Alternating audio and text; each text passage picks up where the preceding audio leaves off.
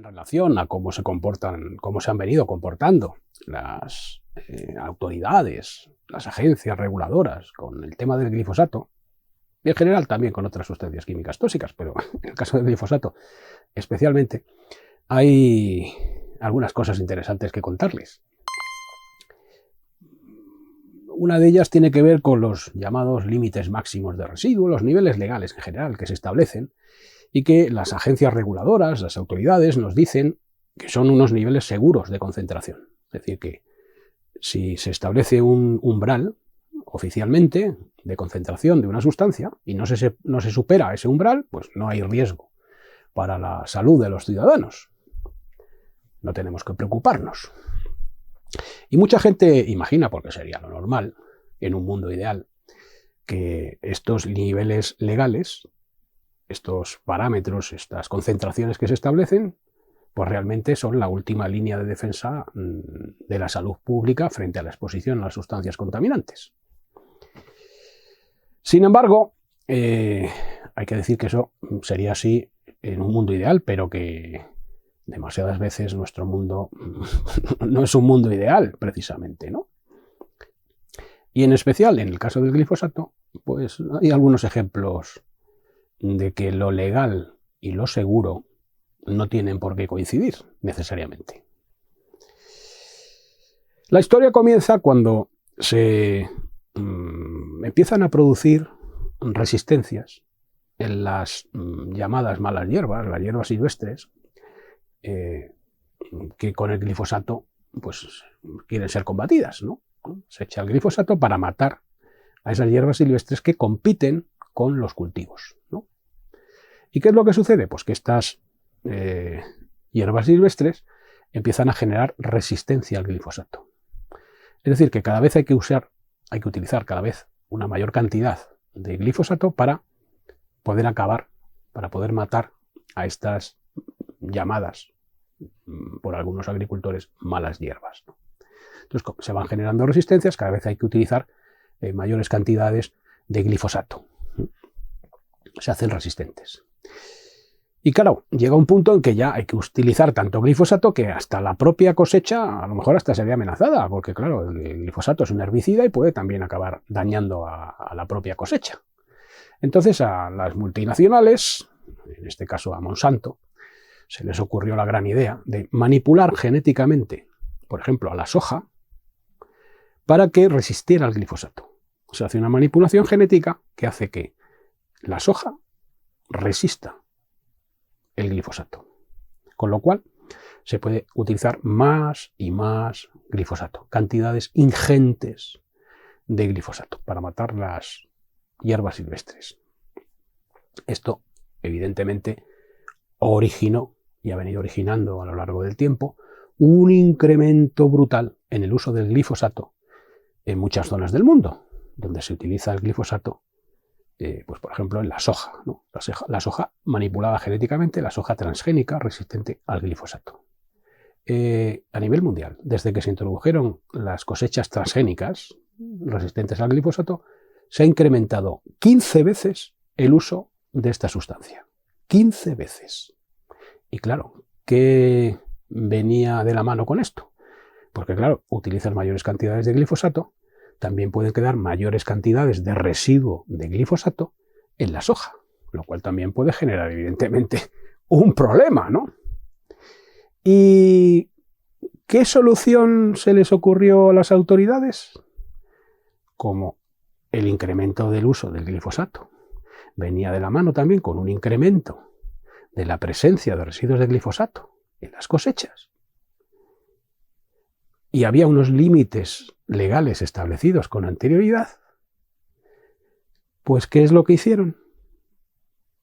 Pues donde antes se decía que el límite seguro, entre comillas seguro, era 1, bajo, como había subido el nivel de glifosato en las cosechas, se subió el límite legal supuestamente seguro.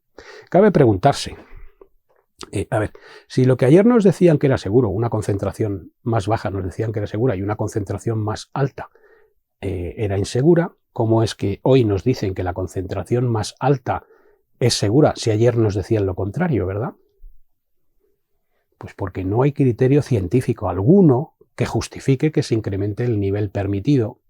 Y lo que hay realmente es el interés de no perjudicar a una empresa determinada que se lucra con el uso de una sustancia química tóxica. Porque claro, si sigues manteniendo el nivel legal, el nivel que se dice seguro, en un umbral más bajo, y las cosechas ya no están en ese umbral, sino que tienen un umbral más alto de concentración de esa sustancia tóxica, pues al final que sería ilegal los niveles que se estarían registrando en las cosechas. Consiguientemente, para no perjudicar los intereses de una empresa, ¿qué es lo que se hace? En este caso, según denuncian, por ejemplo, científicos, pues ¿qué es lo que se hace? Subir los niveles permitidos. Y decir que lo que antes se consideraba inseguro, ahora se considera seguro. Y se llegó a unos extremos increíbles. Lo que nos comentan estos científicos es que lo que antes se consideraban niveles extremos de presencia de residuos de glifosato pasaron a considerarse niveles normales o niveles bajos de presencia. Para que nos hagamos una idea de las proporciones de lo que se está comentando, estos científicos nos dicen que mientras antes el nivel permitido de glifosato en la soja transgénica era de 0,1 microgramos por kilo, después se elevó hasta 20 microgramos por kilo. De 0,1 microgramos por kilo a 20. Es decir, 200 veces más. 200 veces se elevó el nivel permitido de residuos de glifosato en la soja transgénica. 200 veces. Y les cito textualmente lo que al respecto decían estos científicos noruegos. Decían, textualmente: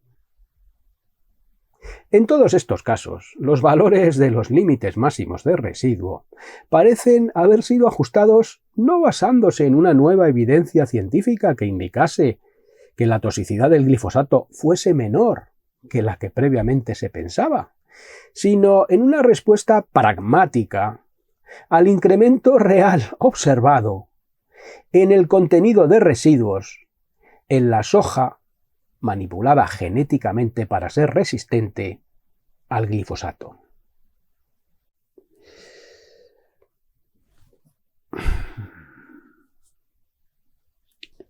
Esto es una cosa que deberían de tener en cuenta muchas personas que piensan que cuando se establecen los límites máximos de residuo, de pesticidas, en algunos productos alimentarios, en algunos cultivos, ¿no?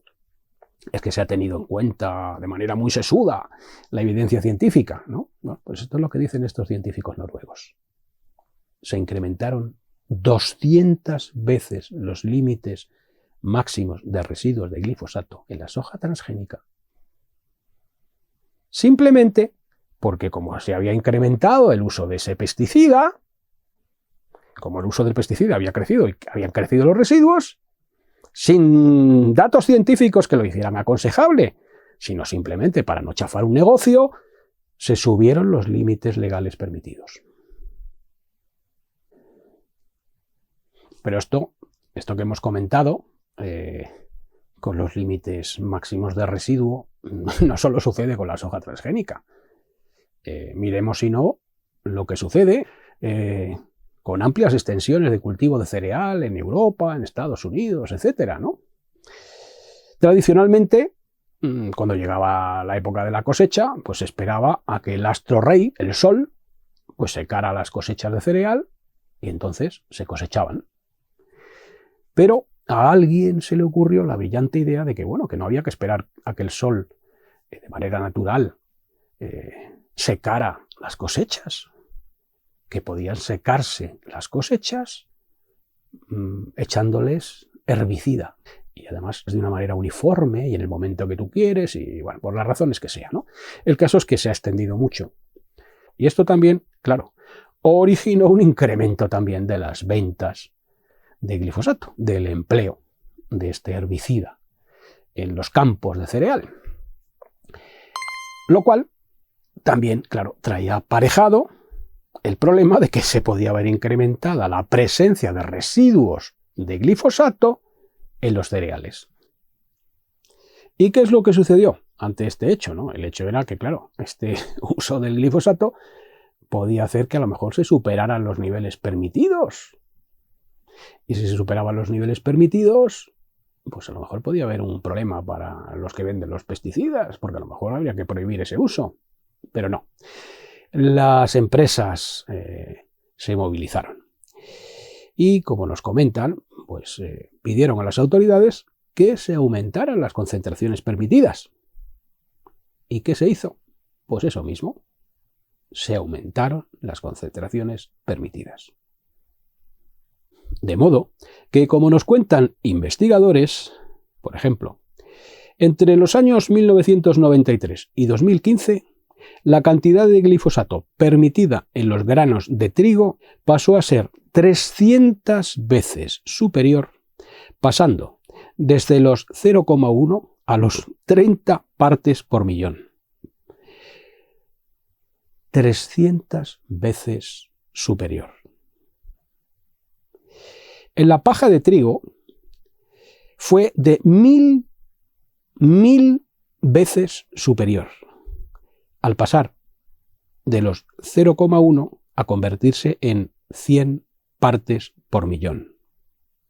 Y en el heno de alfalfa y ensilado, nada menos que 2000 veces superior, pasando de 0,2 a nada menos que 400 partes por millón.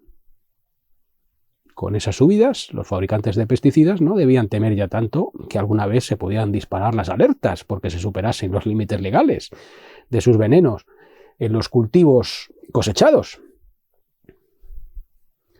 Porque claro, si subes el nivel legal y declaras normal, incluso seguro, un nivel determinado y no se supera, pues parece que no pasa nada. Si las alertas solo se encienden cuando se supera un límite legal, pues lo único que tienes que hacer es subir los niveles legales y a vivir, ¿no? A vivir sobre todo algunos, claro. No tiene ninguna gracia, pero hay que tomarse las cosas con humor. Pero esto es lo que sucede con el glifosato. Esta es la manera de conducirse que los científicos denuncian en relación a sustancias como el glifosato.